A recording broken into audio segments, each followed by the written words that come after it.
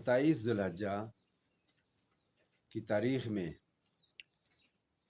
امام عدل و حریت مراد محمد مصطفیٰ صلی اللہ علیہ وسلم اور داماد علی المرتضیٰ اسلام کے نیر تاباں سیدنا عمر فاروق رضی اللہ تعالی عنہ پر ابو لولو فیروز مجوسی ایرانی نے قاتلانہ حملہ کیا جبکہ آپ حالت نماز میں تھے اور آپ کو شدید ترین چوٹیں آئیں، بڑے گہرے زخم لگے۔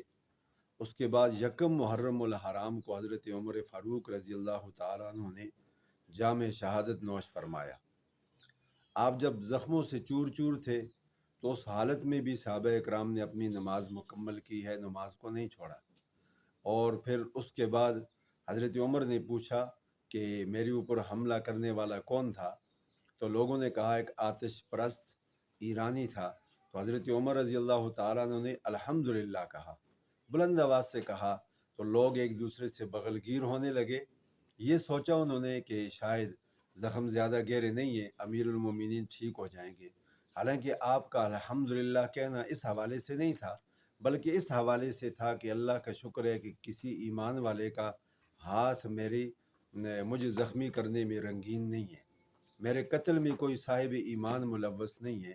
تو حضرت عمر کی یہ دعا تھی کہ اے اللہ مجھے شہادت کی موت دے اور حبیب پیارے حضرت محمد مصطفیٰ کے شہر میں دے۔ تو وہ وقت آیا کہ مصلی رسول پہ محراب رسول میں حالت نماز میں وہ زخمی ہوئے، اور پھر اس کے بعد یکم محرم الحرام کو آپ نے جام شہادت نوش فرمایا۔ تو یاد رکھیں یہ جو محرم الحرام کا مہینہ ہے، اسلامی تاریخ کا یہ پہلا مہینہ ہے، اسلامی سن ہجری میں یہ پہلا مہینہ ہے۔ اس کا اجرا حضرت عمر فاروق رضی اللہ تعالیٰ عنہ نے فرمایا تھا۔ انہوں نے مشاورت کی، اپنی ساری کابینہ کو بلایا اور لوگوں میں منادی کرا دی کہ مشاورت کریں کہ ہم اسلامی سن ہجری کا سال کا آغاز کرتے ہیں، اسلامی کیلنڈر کا، تو پہلا مہینہ کون سا ہونا چاہیے۔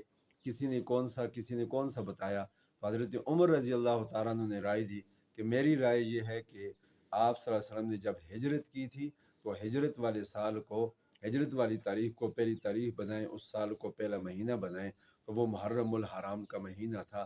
حضرت عمر رضی اللہ تعالیٰ عنہ نے 22 لاکھ مربع میل سے زائد رقبے پر اسلامی پرچم لہرایا تھا۔